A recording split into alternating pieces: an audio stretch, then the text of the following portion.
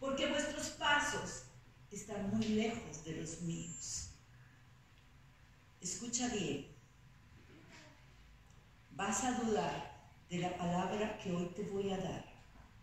Y vas a dudar porque en tu corazón hay ira, porque en tu corazón hay enojo, porque en tu corazón hay soberbia, porque tu corazón está manipulado por tus sentimientos, por tu intelecto, porque tu corazón está manipulado por tu yo y por tu ego.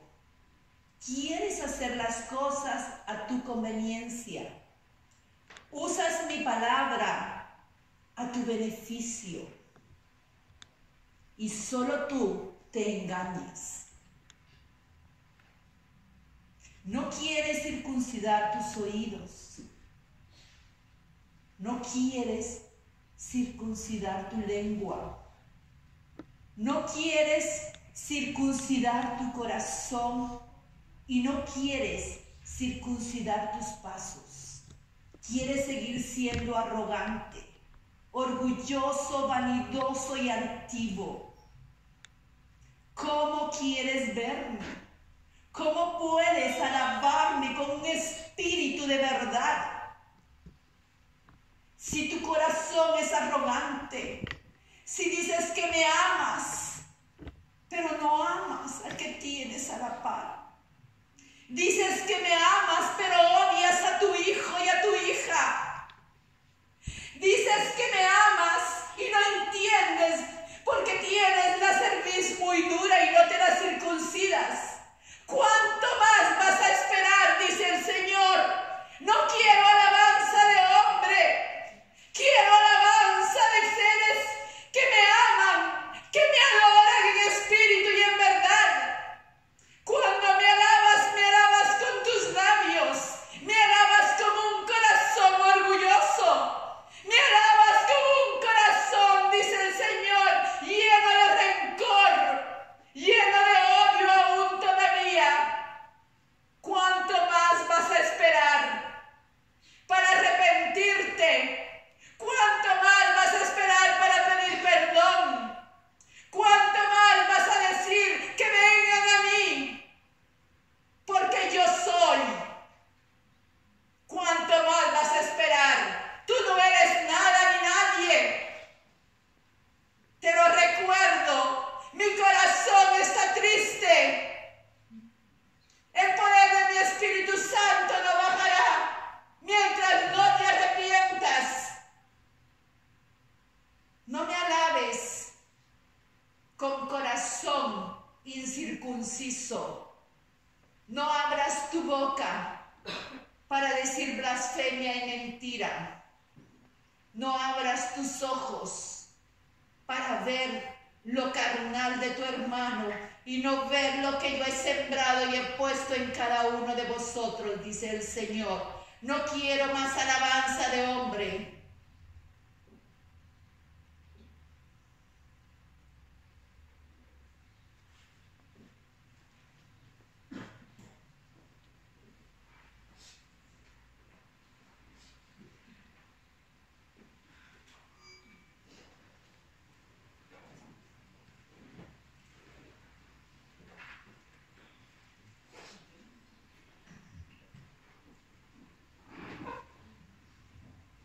Buenos días, hermanos, Dios les bendiga. Sean todos cordialmente bienvenidos. La profecía es bastante clara.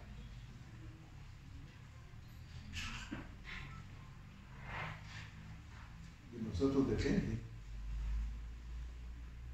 llevarla a la práctica de prestarle atención a lo que el Señor nos está diciendo. Definitivamente, que cuando el Espíritu de Dios habla de esta forma, es porque Él tiene un propósito para cada una de nuestras vidas y porque no quiere aplicar disciplina. Pero ante la dureza de nuestro corazón y nuestra insistencia de de no poner a Dios primero que a las personas. El Señor solamente ve como que nuestra adoración, nuestro canto, es algo humano, carnal, de lo cual Él no se complace.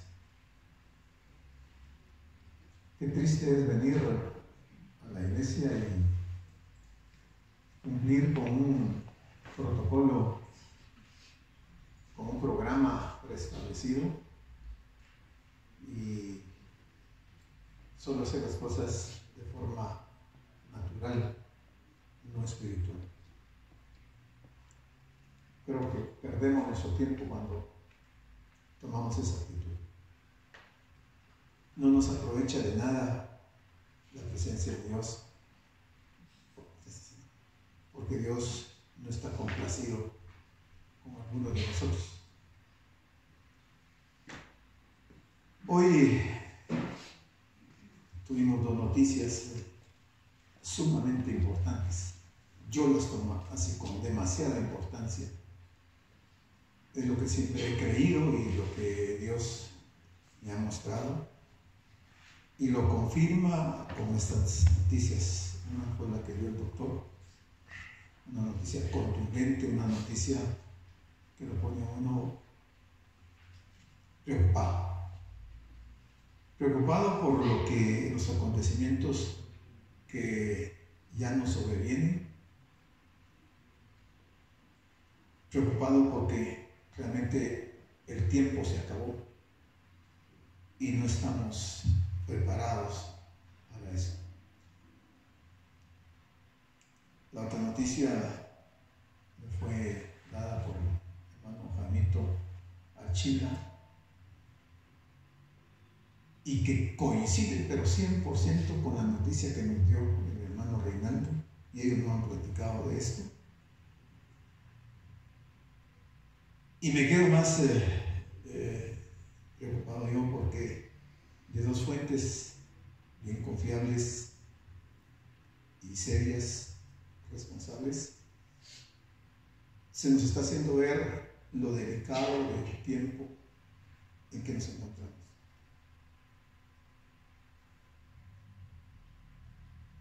Preocupa mucho que la palabra no permea en los corazones de muchas personas y están viviendo de una forma natural, sin que se esté percatando de lo que se nos avecina.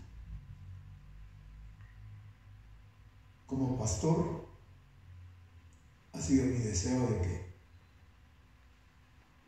ese día, que está pronto por llegar, yo quisiera que nadie, absolutamente nadie de los asistentes a esta congregación fuera a quedarse, porque si se quedan,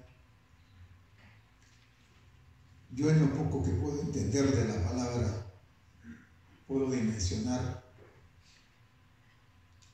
lo duro, lo imposible que se va a vivir en el periodo de la gran tribulación. Y no le deseo a nadie,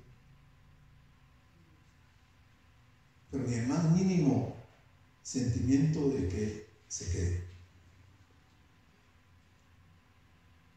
Todos somos adultos, somos personas ya maduras, no somos niñitos de 5 o 6 años que no comprendamos, pero lamentablemente hay personas muy inmaduras. Y que si en 13 años que llevamos en esta congregación de estar predicando la palabra tal como está escrita, sin quitarle, sin agregarle, no hemos logrado avanzar, no hemos madurado y seguimos manteniendo conductas carnales, yo creo que no hay nada más que hacer. No hay nada más que hacer.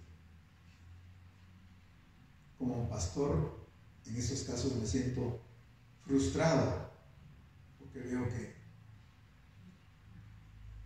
no hay esa capacidad espiritual de entender la palabra de Dios, y más pareciera que lo que tenemos es una religión en donde acallamos los gritos de nuestra conciencia que demanda un cambio en nuestra vida y no lo hacemos. Yo doy gracias a Dios porque hoy tuvimos esas dos noticias importantes y queda sellada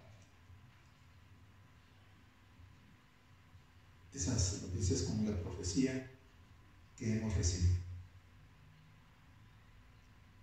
Es tanta la misericordia de Dios que nos está hablando de diferentes formas y yo lo tengo muy, pero muy en serio en mi corazón. Le doy gracias a Dios porque somos una congregación que Dios nos habla de forma muy importante, muy conveniente para nosotros. La lección de esta mañana fue clarísima, clarísima. Y no es primera vez que el Señor nos habla de esa manera. Así es que solo nos queda orar para que el Señor haga de acuerdo a su voluntad. Dice que, un dicho del mundo dice que en guerra avisada no hay soldado muerto. La guerra está avisada, pero van a haber soldados muertos. Vamos a continuar con nuestro estudio del capítulo 18 de Lucas.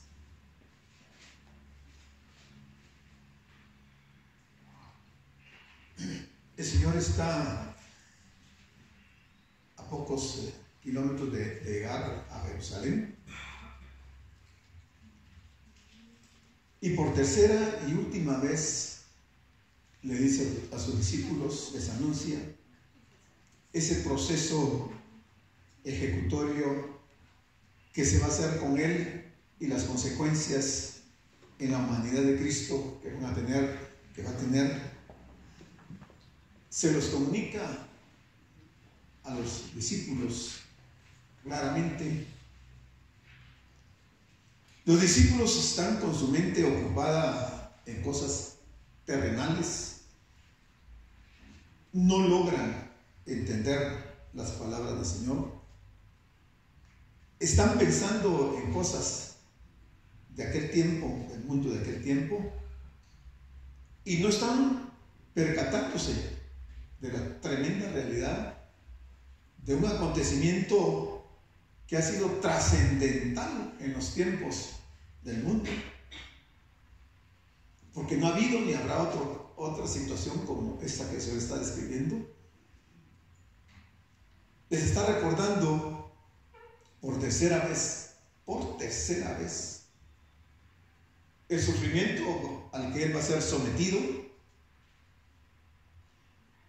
Y en este versículo dice, y después que le hayan azotado, le matarán, mas al tercer día resucitará. Ya no me acuerdo cuándo iniciamos el estudio del libro de Lucas, pero pareciera coincidencia que estamos llegando en el desarrollo de este evangelio al punto de ver la muerte del Señor en un tiempo presente, cuando el mundo se prepara para celebrar ese acontecimiento. Si yo me hubiera propuesto llegar a este día, estos días, para predicar de esto, para enseñar de esto, no lo hubiera conseguido.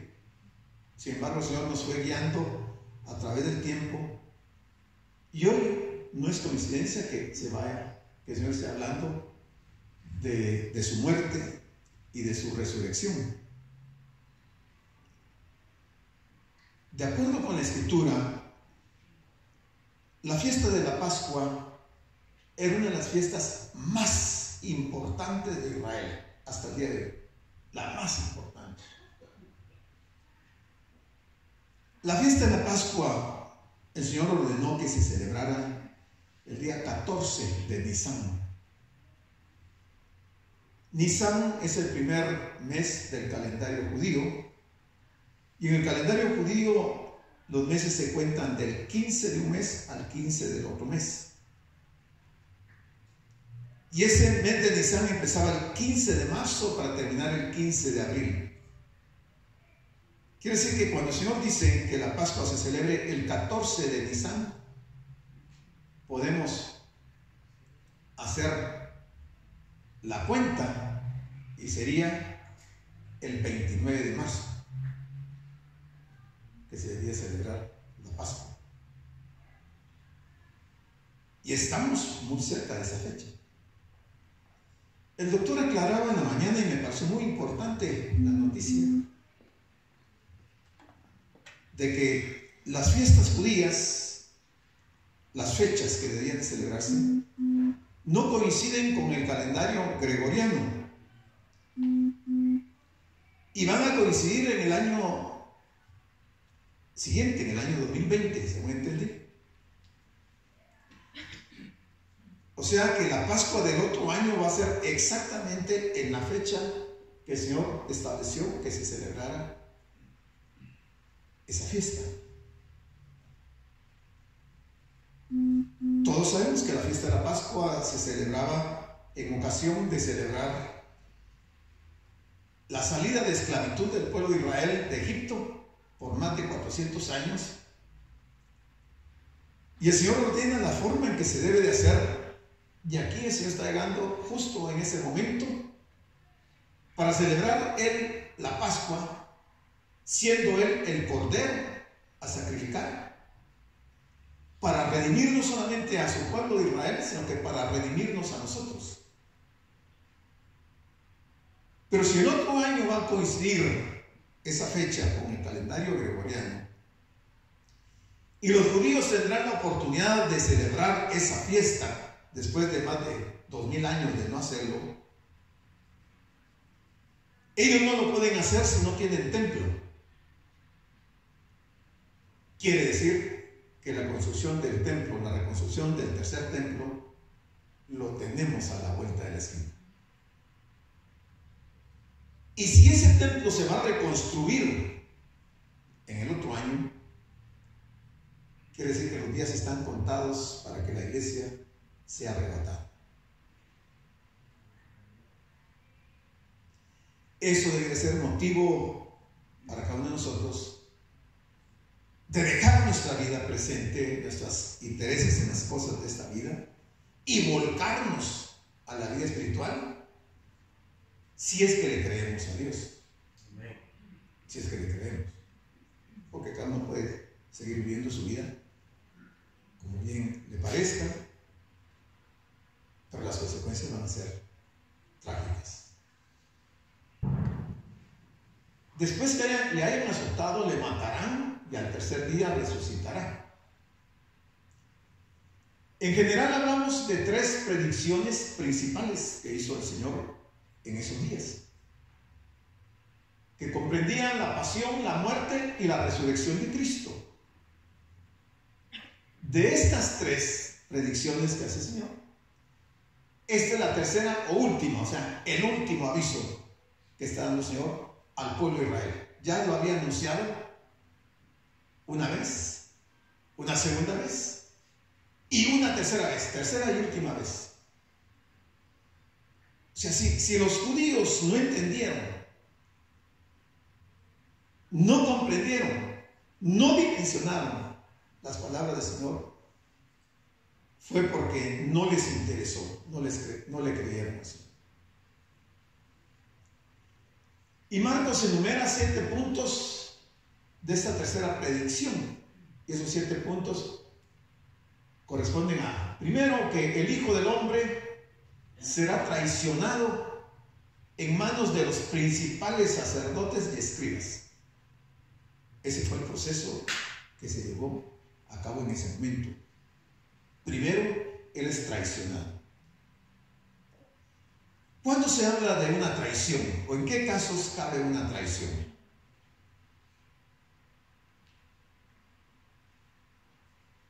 Cuando tenemos una relación muy íntima con una persona y le damos la espalda y hacemos lo contrario a lo que habíamos platicado, estamos traicionando. Pero si yo no conozco a esa persona y nunca hemos tenido ningún pacto, ningún convenio, pues no hay traición porque no ha habido esa relación. En el grupo muy íntimo del Señor, de sus discípulos, había una convivencia muy especial entre los discípulos y Jesús.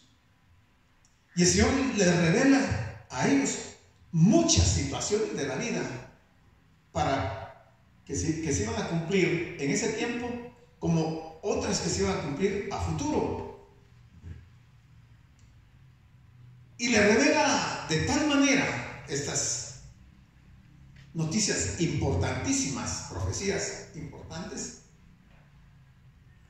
que llega al punto en donde Él se revela a sí mismo a ellos.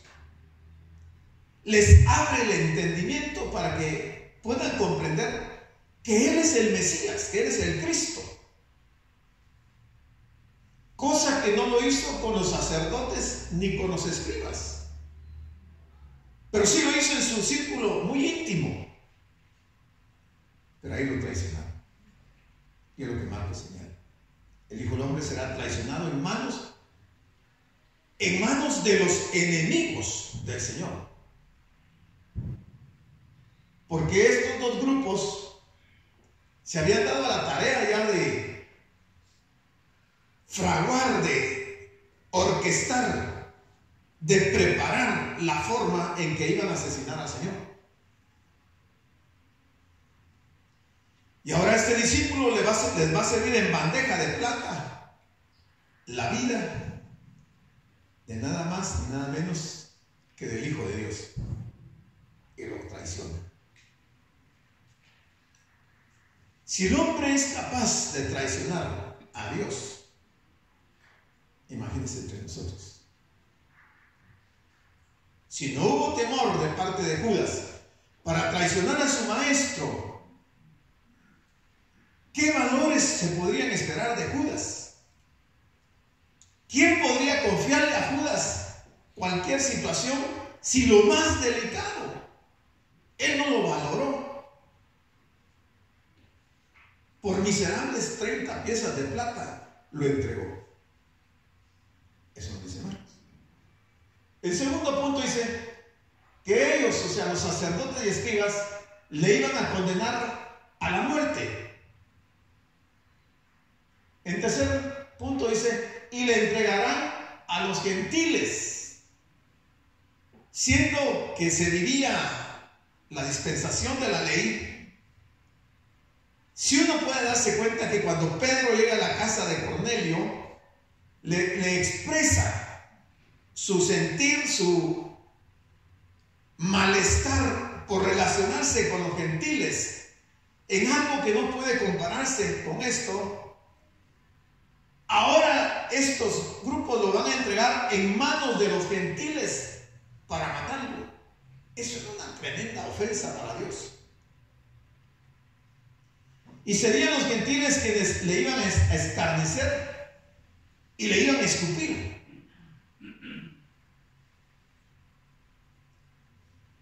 Y esa profecía se cumplió cuando el Señor estuvo frente a Pilato y a los soldados romanos. Hemos visto ahí el video en la Santa Cena del placer que le producía a los romanos desgarrar el cuerpo del Señor con aquellos azotes que tenían puntas de hueso y arrancarle literalmente parte de su piel, y lo hacían con sumo placer. Porque hay gente que al Señor lo sigue escarneciendo y arrancándole la piel a golpes con la conducta. Quinto dice, le azotarán y le matarán, pero 3 días más tarde Él va a resucitar para que se cumpla la profecía. En este momento el Señor, con mucha determinación y bien resuelto, camina directamente hacia el sacrificio. haberse regresado a Galilea, pudo haberse ido a Egipto, pudo haberse ido a otro lugar, pero no, él resuelve, se llena de valor, de coraje y se enfila hacia el lugar donde le va a suceder todo esto. ¿Por qué lo hace? Porque él sabe que es necesario, porque si no se daba ese sacrificio, su pueblo de Israel no iba a poder ser salvo. O sea, todos aquellos rituales que la ley les había establecido se anularían totalmente si él no va a la cruz. Y para beneficiar a ese pueblo, él va a la cruz. Y Juan nos dice en el capítulo 13, como había amado a los suyos, los amó hasta el fin, aunque lo traicionaron, aunque lo abandonaron en los momentos más difíciles de su vida. Él como hombre, como ser humano, con sentimientos como los suyos o como los míos, sintió el rechazo, el abandono, el desprecio de su gente. Dice un refrán del mundo que no hay peor cuña que la del mismo árbol. Y la Biblia dice que no hay profeta en su propia tierra. Eso le pasó al Señor en Israel. Y la historia se repite. Ellos, los discípulos, nada, absolutamente nada comprendieron de esas cosas. ¿Por qué? Porque esta palabra les estaba encubierta. Y qué triste es que haya un pueblo que ha sido instruido en la palabra, pero que tenga la vista, la visión espiritual la tenga encubierta para no darse cuenta de las verdades escriturales y no entenderlas, y al no entenderlas seguir su misma forma de vida. Dice, y no entendían lo que se les decía. No entendían lo que se les decía. En esta fecha, yo creo que el peor de los ignorantes que pueda existir dentro de una congregación comprende perfectamente las palabras cuando él le está diciendo que va a ser escarnecido, que va a ser azotado, que va a ser escupido, que va a ser golpeado, que lo van a matar, que va a resucitar. Creo que todos lo entendemos, hasta los impíos, la gente que está metida en idolatría, entiende en parte esto. Pero para ellos estaba encubierta esta palabra. No podían entender. Pero tiene que haber alguna razón por la cual no se entienda la palabra.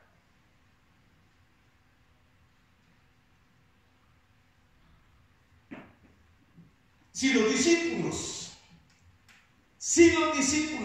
hubieran escuchado, no oído, escuchado atentamente, cuidadosamente, y si hubieran recordado de lo que decía el Antiguo Testamento, por ejemplo, en algunas de las profecías, el Salmo 22:69, la profecía de Isaías, el capítulo 53, el libro de Daniel, capítulo 9, versículo 26, y Zacarías, capítulo 13, versículo 7, por poner unos ejemplos.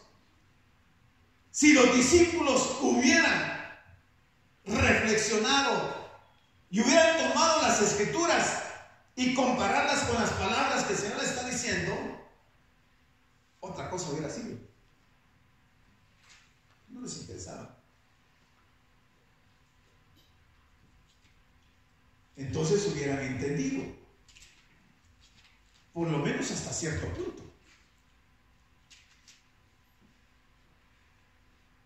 Yo entendí perfectamente lo que el doctor nos dijo. Yo entendí perfectamente lo que el hermano Jaimito me compartió. Yo entendí perfectamente la profecía de esta mañana. La entendí. Entendí.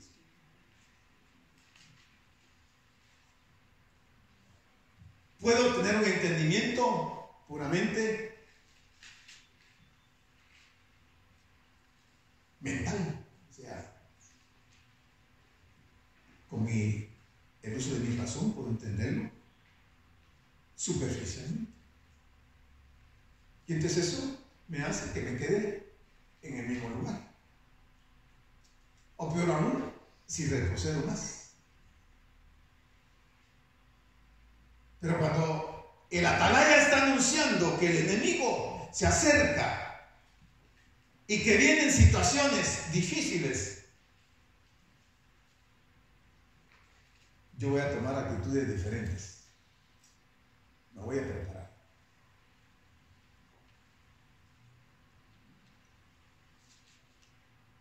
Hubieran entendido por lo menos hasta cierto punto que Jesús, por medio de la tercera predicción de su pasión y de su resurrección, no solo se identificó como el Mesías, se identificó como el Mesías, o sea, el ungido de Dios, el esperado, el prometido.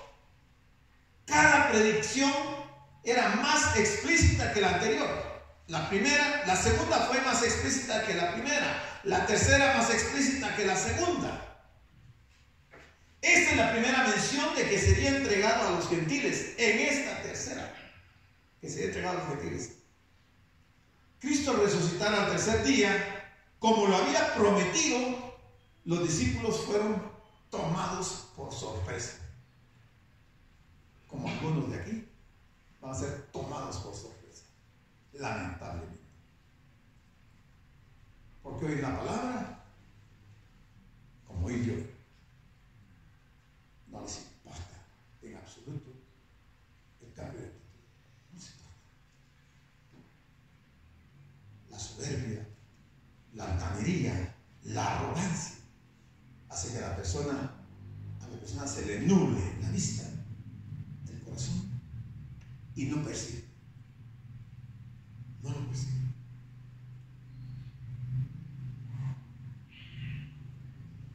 Todo el asunto relacionado con la muerte y resurrección de Cristo no fue captado por los 12.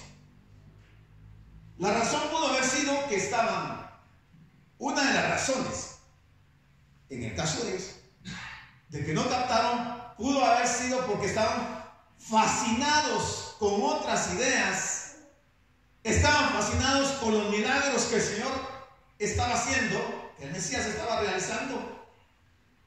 Y quizás, más que eso, ellos esperaban ver cómo entraría en funcionamiento el reino de Dios aquí en esta tierra.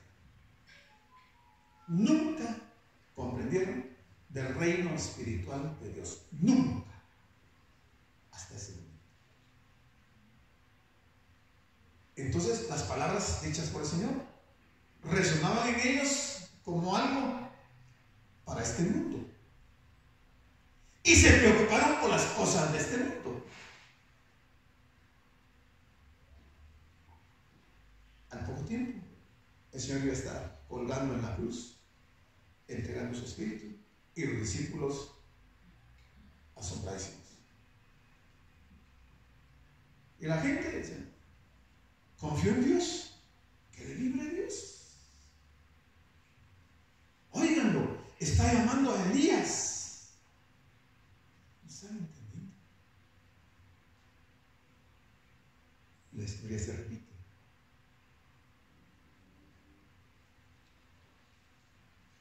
Aconteció que acercándose Jesús a Jericó,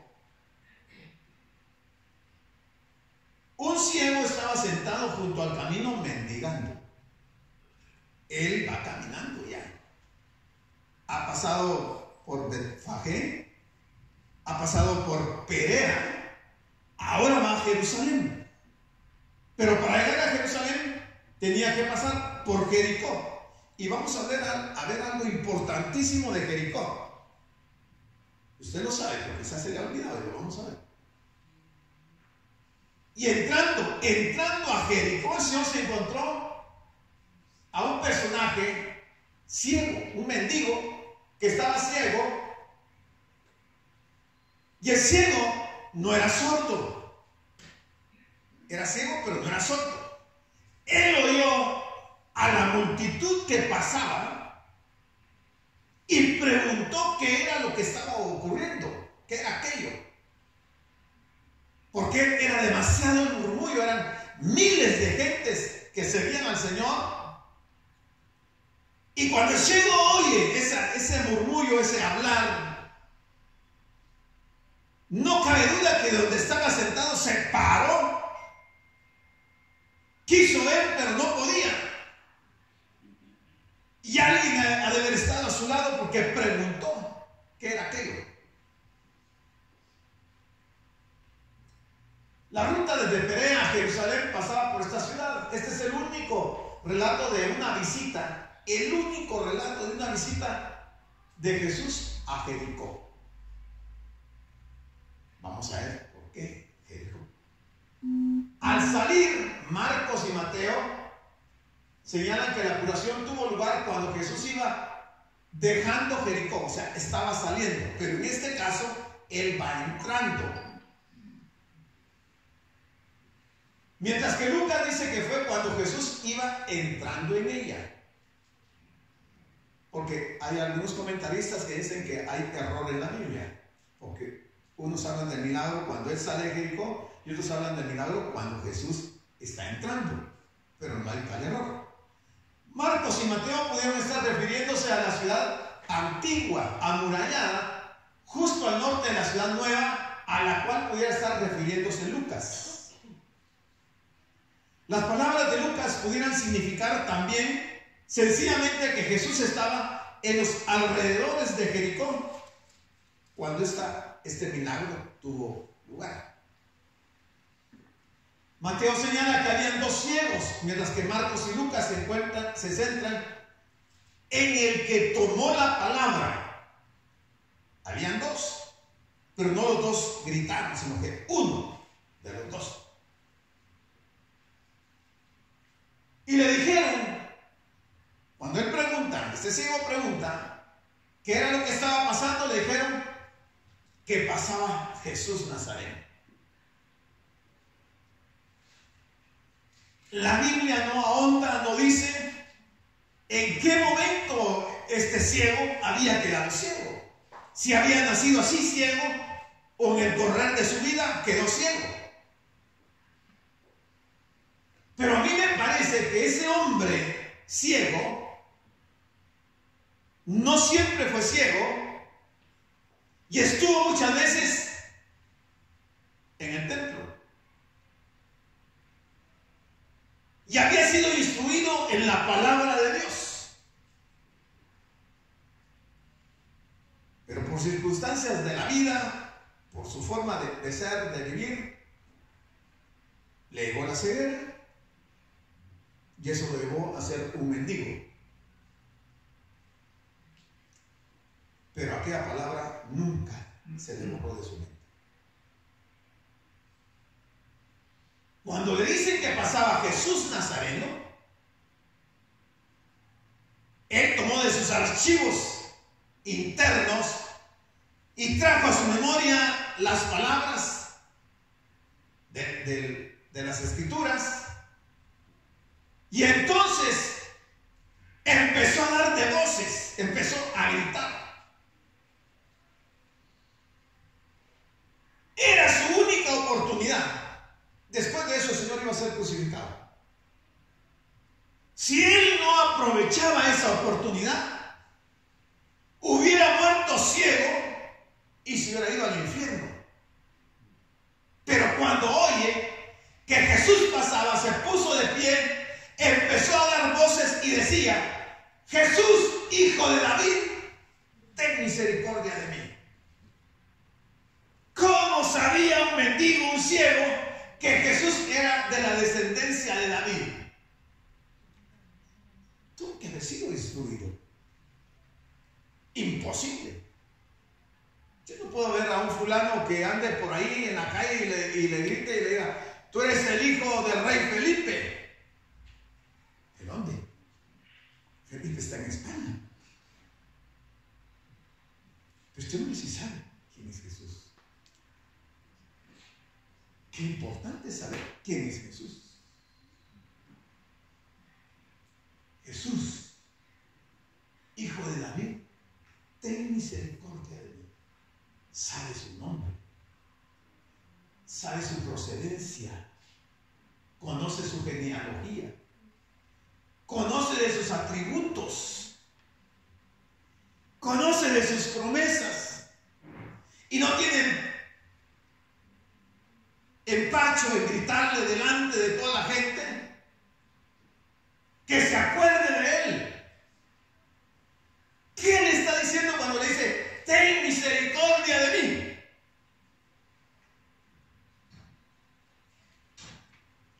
Hijo de David era una afirmación en la que reconocía a Jesús como Mesías y Rey. Lo reconoció. Ciego, mendigo, y lo gritó y lo confesó públicamente. El Señor iba pasando con miles de gentes que le seguían y los discípulos a su lado, y de repente aquel hombre vocifera fuertemente y dice: Jesús, hijo de David, ten misericordia de mí. ¿Qué quería ese mendigo? ¿Quería una limosna? Estaba ciego, era mendigo. ¿Quería que Jesús le diera una limosna? ¿Qué quería?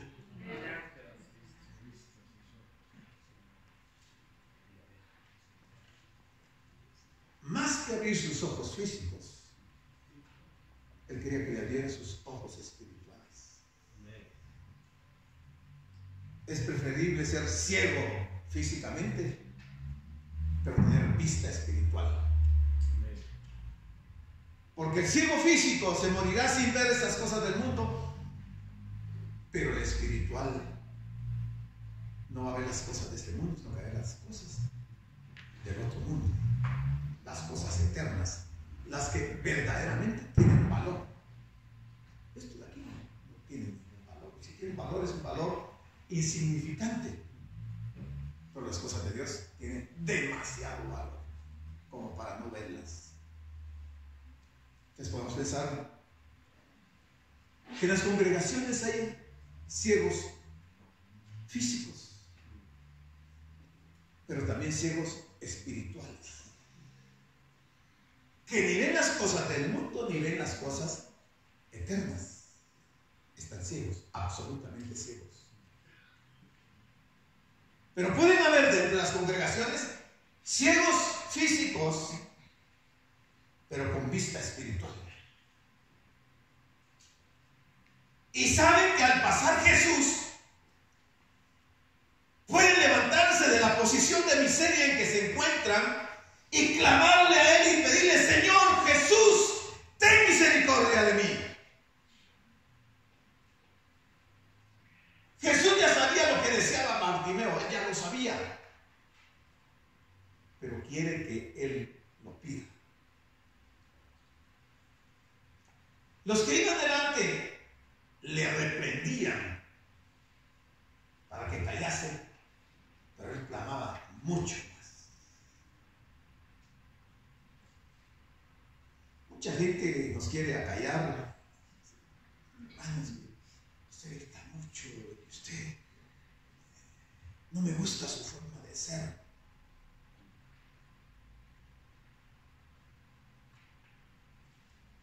Les molesta que hablemos de Jesús.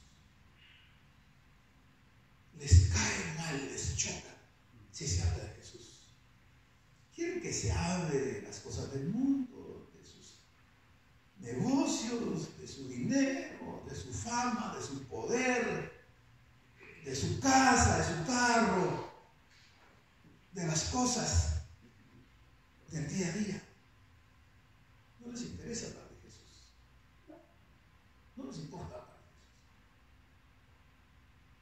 El verdadero Hijo de Dios, el creyente, el nacido de nuevo, no se va a quedar callado, sino que por el contrario, va a cumplir en forma personal, puede ser, el anunciar el reino de Dios. Cumplir con la gran comisión. No nos vamos a quedar callados. Vamos a hablar de Jesús siempre. Porque ¿de quién más vamos a hablar? ¿De Donald Trump? ¿De Jimmy Morales? ¿De Merkel? ¿De Putin? No importa. El mundo que hable de ellos. Nosotros vamos a hablar de nuestro rey. Amén. Nosotros somos súbditos de un rey. Y de él vamos a hablar. Y no lo vamos a traicionar. Le pedían que se callara, le reprendían, probablemente lo golpearon. Quizás le metieron un trapo entre la boca para que ya no gritara, pero él clamaba mucho más. Y le dice nuevamente, segunda vez, Hijo de David, ten misericordia de mí. Ese hombre está convencido que sin la misericordia de Dios no va a poder vivir. Cuando uno llega a entender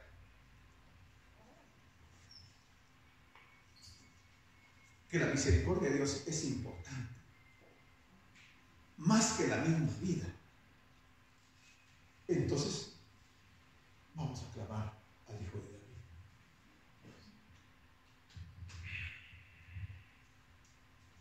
Jesús entonces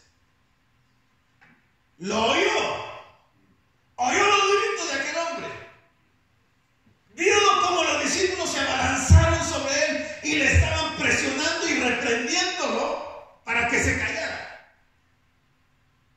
Los gritos de ese ciego hicieron que Jesús se detuviera.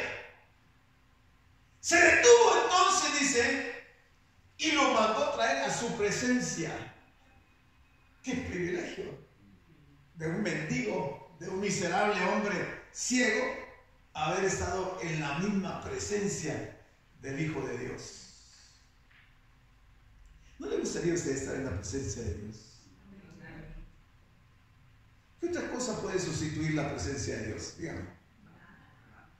¿Verdad que nada?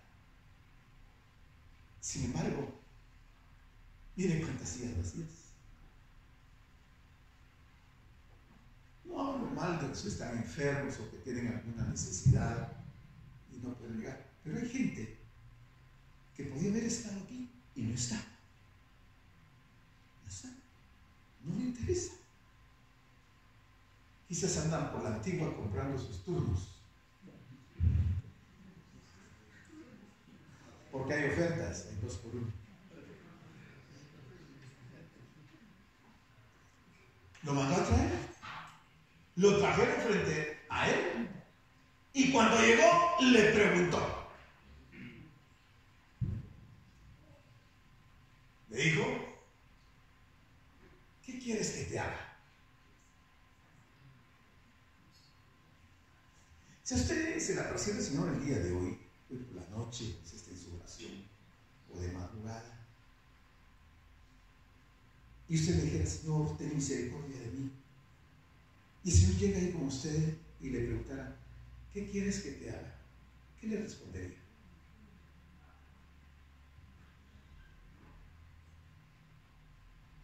Quiero dinero, Señor. Quiero que me sanes. Quiero que me des un trabajo. Quiero que resuelvas mi problema familiar. Quiero que me ayudes en esta situación. ¿Qué le pediríamos? ¿Se ha puesto usted a pensar si el Señor le preguntara, ¿qué quieres que haga?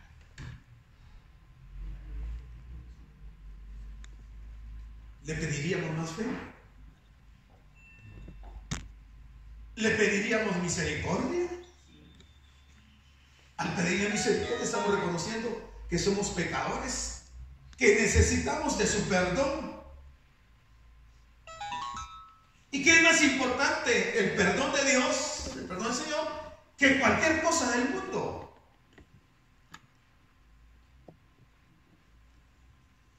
Un canto por ahí dice: que me falte todo, que me falten los amigos, que me falte la familia, que me falte el dinero, pero que no me falte tu presencia. Amén.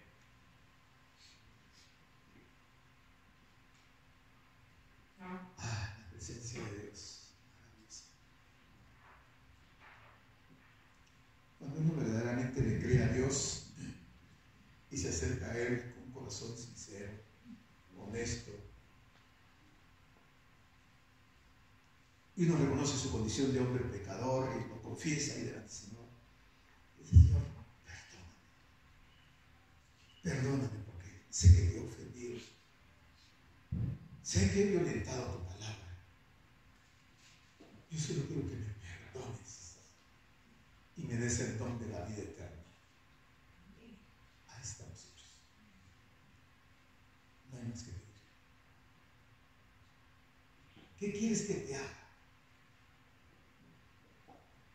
Y el hombre le dijo: Señor, que reciba la vista. Yo creo que el comentario bíblico, Lucas no dice exactamente todo lo que el hombre pide, y solo dice: Señor, que reciba la vista. Pero la reacción de Jesús hacia esa petición va mucho más allá. Se va al otro extremo para responderle. No cabe duda que ese hombre tiene una fe inquebrantable. Había gritado lo más que podía y quería que el Señor le devolviera la vista, porque creía que Él era el Dios Todopoderoso, el que podía no solo devolverle la vista física, sino que la vista espiritual. Señor, que reciba la vista. Hebreos 11:6 nos dice, usted lo sabe, pero sin fe es imposible agradar a Dios. Imposible agradar a Dios. Porque es necesario que el que se acerca a Dios crea que le hay y que es galardonador de los que le buscan. ¿Cuántos creemos esas palabras?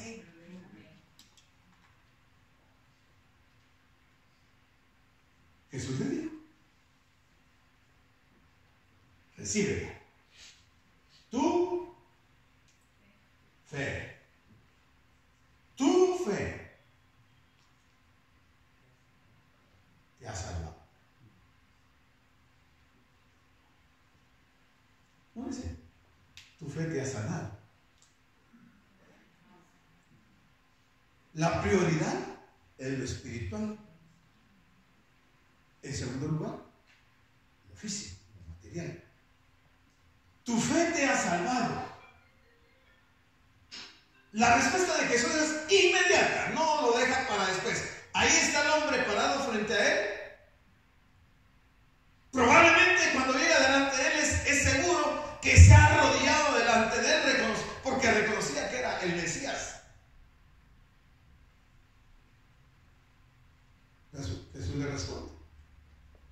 Efesios 8 dice: porque por gracia sois salvos por medio de la fe. Y esto no de vosotros, pues es don de Dios, un regalo de Dios, la fe. Entonces yo puedo entender que aquellos que están viviendo su vida según este mundo es porque nunca el Señor les ha regalado ese don. Nunca. No tienen esto. Por eso no pueden. ¿Qué significa esto exactamente? Que Bartimeo se unió a la caravana de peregrinos que rodeaban a Jesús en el camino a Jerusalén y a la fiesta. ¿Es eso lo que significa? Pues sí, sin duda que sí. Y vamos a ver por qué. Pero en vista de tu fe te ha salvado, y que él glorifica a Dios, y también del título Hijo de David, que el hombre le atribuyó previamente a Jesús, ¿no podríamos también concluir que él se unió al grupo de discípulos de Cristo en el sentido más amplio del término? ¿Sí? Acción. No es conceptos, es acción, es fe, es creer, es demostrar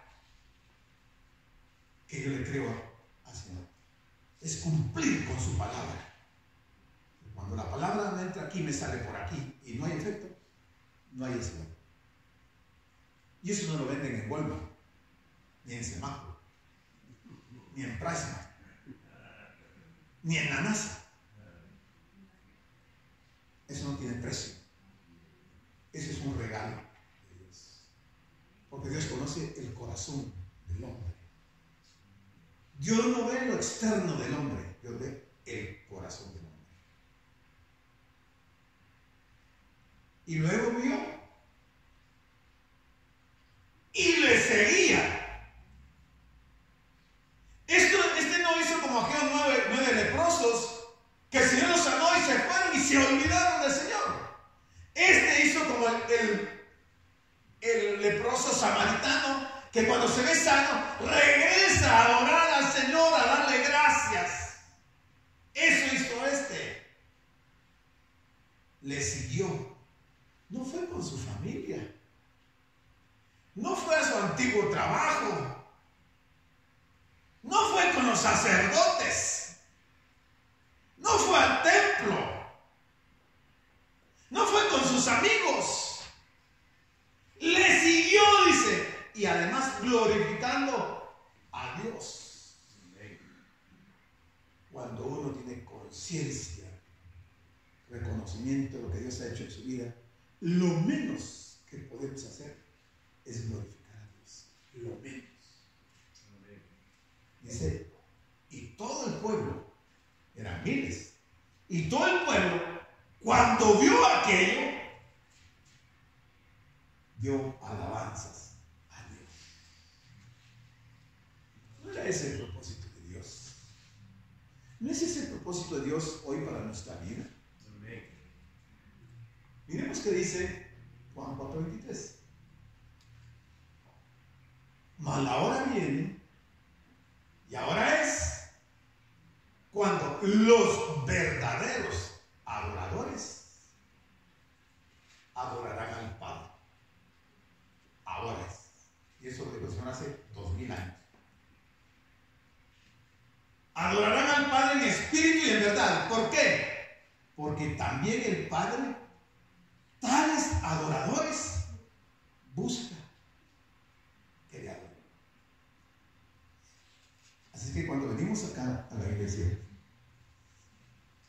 y tenemos momentos de adoración, es la oportunidad de que adoremos a Dios. Amén. En espíritu y en verdad, con sinceridad de corazón, con gratitud por lo que Él ha hecho en nosotros, por lo que está haciendo. Mire, usted está vivo, usted tiene familia, usted ha comido todos estos días, tiene vestuario, tiene calzado, tiene un techo, tiene un trabajo, tiene una familia, tiene de todo, tiene un carro, tiene televisión, tiene muchas cosas. ¿Cómo no le voy a dar gracias a Dios? ¿Cómo no lo voy a glorificar? Judas nunca lo hizo. Nunca lo hizo. Judas. No vayamos a ser Judas. No sé que el otro sábado lo tiene.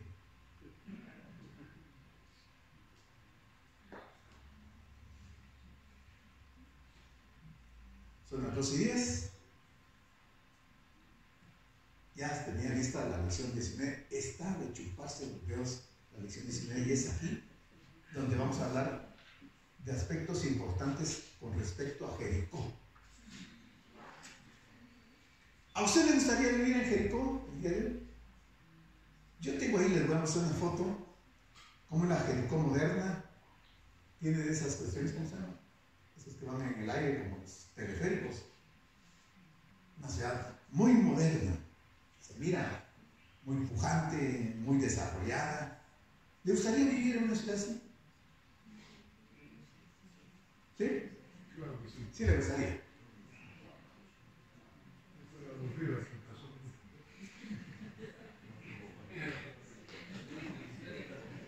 Mis hermanos queríamos de Guatemala y Teleférico. Si fuera Guatemala sí me gustaría. A mí no me gustaría vivir en Jericó. Mi hermano me acaba de convencer. Usted no me pregunta por qué no me gustaría vivir en Jericó. ¿Cuándo venimos el otro domingo? El otro domingo vamos a ver por qué no me gustaría a mí vivir en Jericó. Por muy moderna que sea la ciudad, por muy avanzada, por muy industrializada, por que tenga una fuerte economía, no me gustaría vivir en Jericó. Jericó está dentro de mí, parte de lo que es Israel. Pero en Jericó, en sí mismo, no me gustaría vivir. ¿Quiere que le diga por qué? Venga. Oye, ahí vamos a terminar, hermanos, porque si no nos va a dar tiempo, es buena hora para que usted vaya